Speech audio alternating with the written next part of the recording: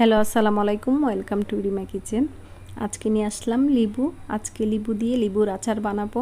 পানি, তেল, আগুন ছাড়াই এই লেবুর আচারটা বানিয়ে নেওয়া যায়। লেবুগুলো ধুয়ে শুকিয়ে নিয়েছি একটু রোদ্রে দিয়ে। আর ফ্রিজে রাখা লেবু দিয়ে লেবুর আচারটা বানিয়ে নেবেন না। আপনারা চাইলে কাপড় দিয়ে একটা একটা করে মুছে নিতে পারেন। আমি লেবুগুলো দুই সাইড প্রথমে কেটে নিচ্ছি, আর মাঝ বরাবরই এরকম করে কেটে নেব। কেটে আবার মাঝ বরাবরই কেটে নিচ্ছি। আপনারা দেখলেই বুঝতে পারবেন। এরকম করে সবগুলো লেবু আমি প্রথমে কেটে নিচ্ছি। আমি একটা লেবুকে 4 ভাগ করে নিচ্ছি।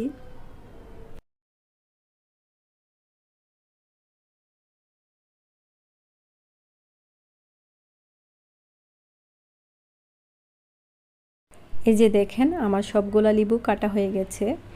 আমি এবার উপকরণগুলো সবগুলো দিয়ে দিচ্ছি।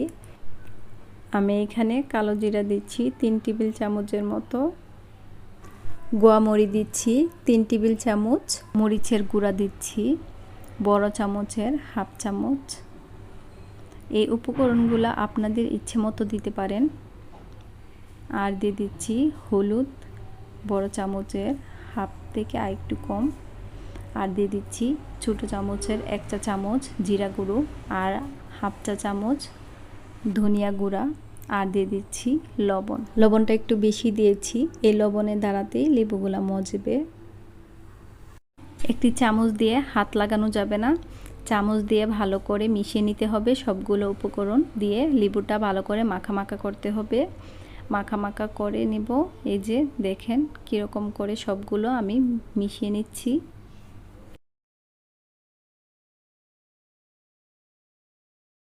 লেবুগুলা সবগুলো উপকরণ দিয়ে মাখিয়ে নিয়েছি।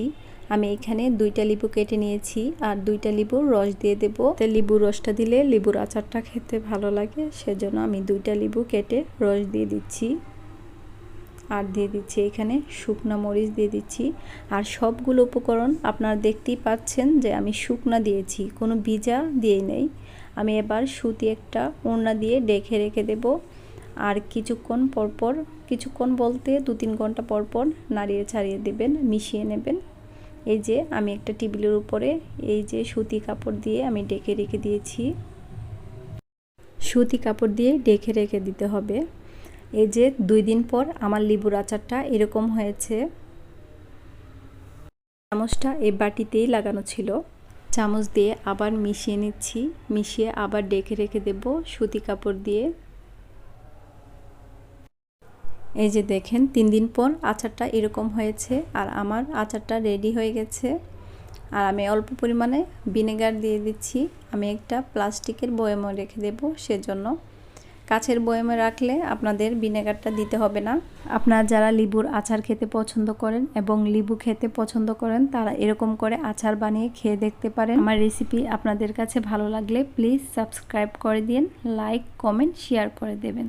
Thank you for watching this video. আল্লাহ হাফেজ।